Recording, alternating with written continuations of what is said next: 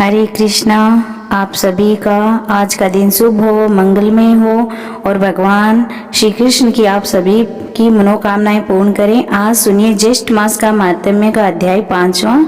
आज के अध्याय में आप जानेंगे रथ यात्रा में विघ्न होने पर एवं गोचर में दुष्ट ग्रहों के आ जाने पर शांति का विधान और तीर की महिमा और साथ ही सूर्य नारायण भगवान की रथ यात्रा का लाभ का वर्णन। भगवान रुद्र ने ब्रह्मा जी से पूछा, हे ब्राह्मण, आप उन्हें रथ यात्रा का वर्णन कीजिए। तथा श्री ब्रह्मा जी ने कहा, हे रुद्र, रथ को धीरे धीरे सम मार्ग पर चलाइए, जिससे रथ को धक्का आदि ना लगाने पाए।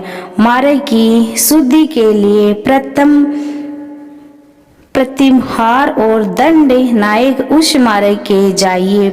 पिंगल रक्षक के द्वारा दंडित तथा लेखक ये भी रथ के साथ साथ चले।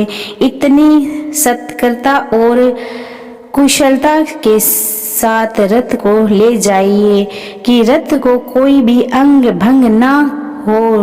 रथ का ईशा दंड टूटने पर ब्राह्मणों को, अक्ष टूटने पर क्षत्रियों को, तुला टूटने पर वैश्य और सोय के टूटने पर रुद्र को भय होता है।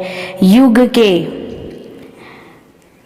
भय रथ का चक्र टूटने से, शत्रु सेना का आगमन, ध्वजा के गिरने से, राजा भंग तथा प्रतिमा अखंडित होने से राजा की मृत्यु होती है।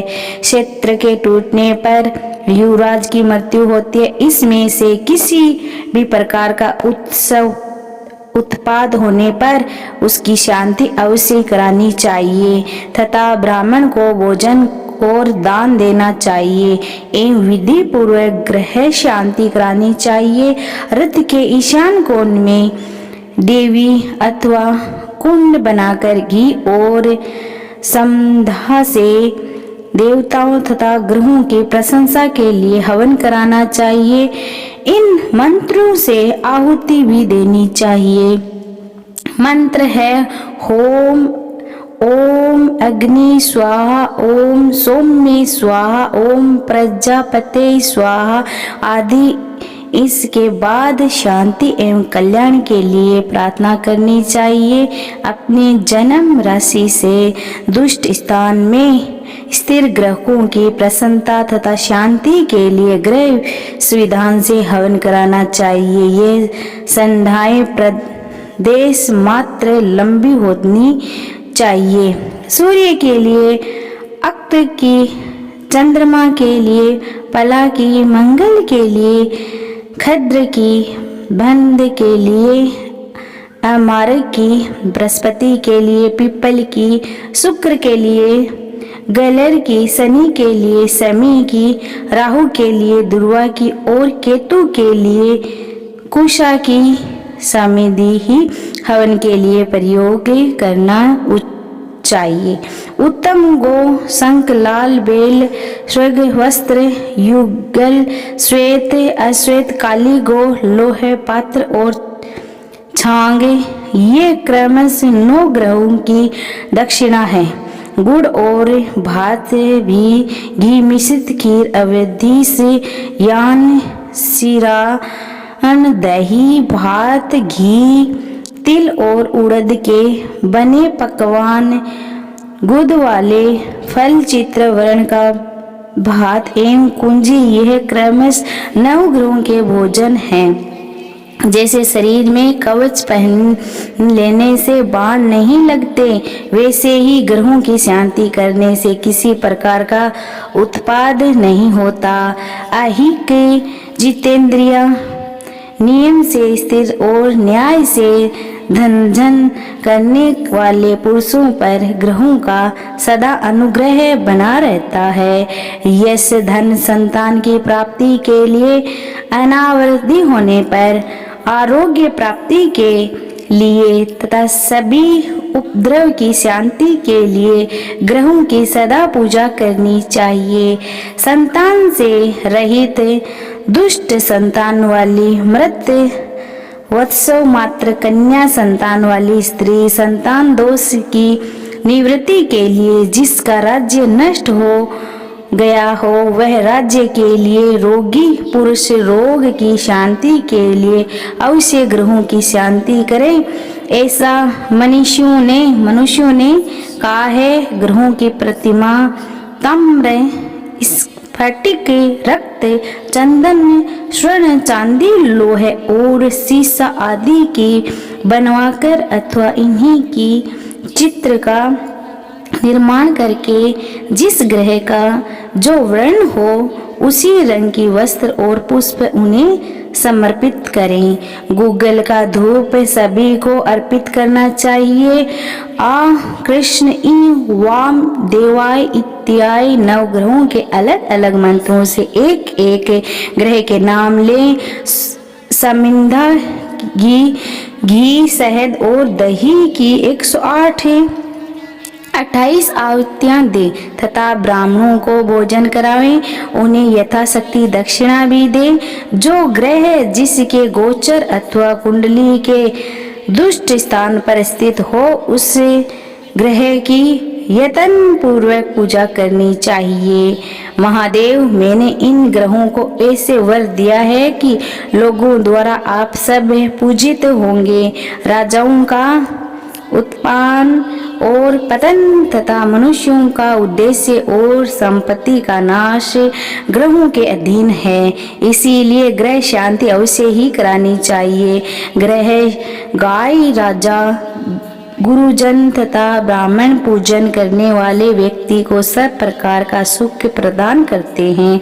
इन्हीं का अपमान करने से मनुष्य को अनेक प्रकार के दुख भी मिलते हैं। यह करने वाले सत्यवादी जप, होम, उपवास आदि में तत्पर धर्मात्मा पुरुषों की सभा बंधाई शांत हो जाती है। इस प्रकार से शांति करके रथ को पुनः चलाना चाहिए और शेष मार्ग में घुमाकर अपने स्थान में पहुंचाइए। न जाना पर रथ स्थित देवताओं की पूजा करनी चाहिए। उत्पाद होने पर ग्रहों की शांति के समान ही रथ में स्थित सभी देवताओं की भी पूजा करनी चाहिए। ऐसा करने से सभी तरह के उत्पाद दो की सब प्रकार से शांति हो जाती है। दुष्ट ग्रहों की शांति के लिए ब्राह्मणों को तिल प्रदान करें अथवा घी के साथ तिलों का हवन करें और साथ ही देवताओं को धूप से तिल, देवताओं के लिए स्वाहा रूप अमृत, पितरों के लिए स्वधा रूप अमृत तथा ब्राह्मणों के लिए आश्रय स्वरूप कहे गए हैं। ये तिल कश्यप के अंग से उत्पन्न हुए हैं तथा देवता एवं पितरों को अति प्रिय हैं। स्नान, दान, हवन, तृप्त और भोजन में परम पवित्र माने गए हैं। इस प्रकार ग्रह और देवताओं का पूजन कर भगवान सूर्य नारायण की प्रतिमा को रथ से उतारकर मंडल में स्थापित करें। फिर विघ्न बाधाओं की शांति के लिए दीप जलावे। जो अक्षित कपास के बीच नमक तथा दान की भूली से आरती करे के पत्नियों सहित सूर्य नारायण को वैदिक के उपचार स्थापित करे। वहां 10 दिन तक उन्हीं की विधि पूर्वक पूजा करे और 10 दिन होने वाले यह पूजा दशा का पूजा कहा जाती है। इस प्रकार पूजन करके फिर भगवान सूर्य नारायण को पूर्व स्थान पर स्थापित करना चाहिए। श्री ब्रह्मा जी ने कहा है कि महादेव इस प्रकार अमितु जवी भगवान भास्कर की रथ यात्रा करने वाले और दूसरे से कराने वाले व्यक्ति पधारे वर्षों अर्थात ब्रह्मा जी की आदि आयु तक सूर्य लोक में निवास करता है। वह व्यक्ति से कुल में ना कोई दरिद्र होता है और ना कोई रोगी। सूर्य भगवान के अभ्यंग के लिए घी समर्पित करने वाले तथा अनेक प्रकार की तिलक लगाने वाले व्यक्ति को सूर्य लोक की प्राप्ति होती है। गंगा आदि तीर्थों से जाल रखकर जो सूर्य नारायण भगवान को स्नान कराता है वह वरुण लोक में निवास करता है। लाल रंग का भात और गुड़ का नैवेद्य समर्पित करने वाला व्यक्ति प्रजापति लोक को प्राप्त करता है। भक्ति पूर्वक सूर्य नारायण भगवान को स्नान कराकर पूजन करने वाला व्यक्ति सूर्य लोक में निवास करता है। जो व्यक्ति सूर्य को रथ पर चढ़ाता है रथ के मार्ग को पवित्र करता है। इति पाठ समाप्त। अब हम कल सुनाएंगे आपको और इसी तरह बने रहिए। अब तक आपने हमारा चैनल सब्सक्राइब नहीं किया तो आप हमारा चैनल सब्सक्राइब कर लो। जय श्री कृष्णा। फिर मिलते हैं अगले वीडियो में।